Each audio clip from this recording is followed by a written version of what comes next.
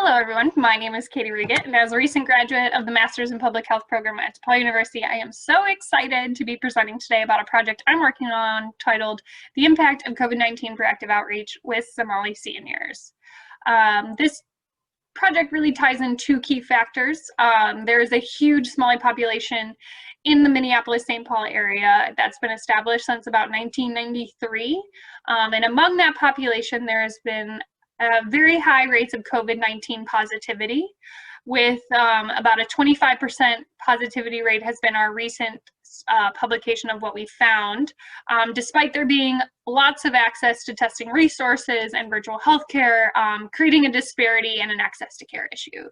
This project looks at a program that was conducted at the beginning of the COVID-19 pandemic where Somali senior patients were identified and reached out to in their native language to educate the community, to educate them about COVID-19 and the clinical practices. And this poster presentation will be assessing the impact of that outreach program and what it means for the future of programming at ML Fairview. So we were able to identify about 269 patients, 101 responded, with about 68 being females, 31 being males, with an average age of 75.4. These patients were identified using our EMR, contacted via telephone by 14 MRC, that is the Medical Reserve Corps volunteers, provided education over the phone, and responses were then recorded in English by the Somali speaking volunteers and analyzed for themes and codes. So what did we find? We found that across the program, the proactive outreach calls were very valued by the patients, with about a 58.4% supportive rate. Patients that were supported of the program expressed sentiments like, I learned some things about COVID-19 symptoms and preventions that I haven't heard before, and receiving a call from Smiley's made me feel that they care enough to check on their patients. I do want to show you guys that there was a significant amount of people that expressed that they were unsure about whether they valued the program or not. And what we attribute this to is because this was at the beginning of the COVID-19 pandemic, there were a lot of resources going out to the community about social distancing and safe practicing. So we were just one of the many touches this population was getting. So we actually see value that people might not have known it was unsure that they had already receiving repeat information.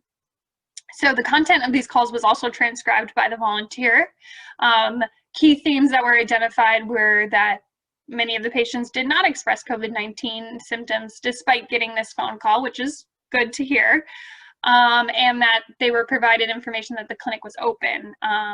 During the beginning of the COVID-19 pandemic, we actually did have to shut down our clinic to in-person visits, but we're offering telehealth services, and a lot of people in the community thought that meant we were closed altogether and couldn't provide any patient care. So to be able to connect with them and redirect them, say, no, we can provide patient care, but in a little bit different way, was a very important content of the calls and something we were able to deliver on.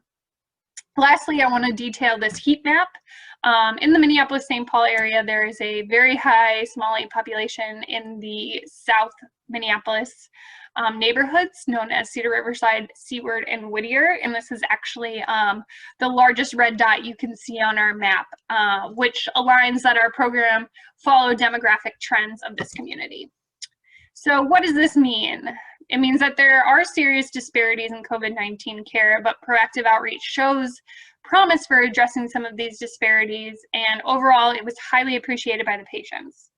The findings shows that people weren't getting their routine care, which could have had significant effects on their health. This is displayed in our content that we were able to redirect them and detail that the clinic was open and we are providing care and hopefully preventing some significant effects on a patient's health that they might not have received if they may have received if they didn't get our call. And last, the use of bilingual volunteers can be very helpful in conducting patient outreach. And this is actually currently already being used in our program, the data that this was, that this published and that this found through numbers of other outreach programs that we're doing that include a bilingual volunteer transcribing to patients in their native languages, not only in Somali, but also Hmong, Spanish, and Karen.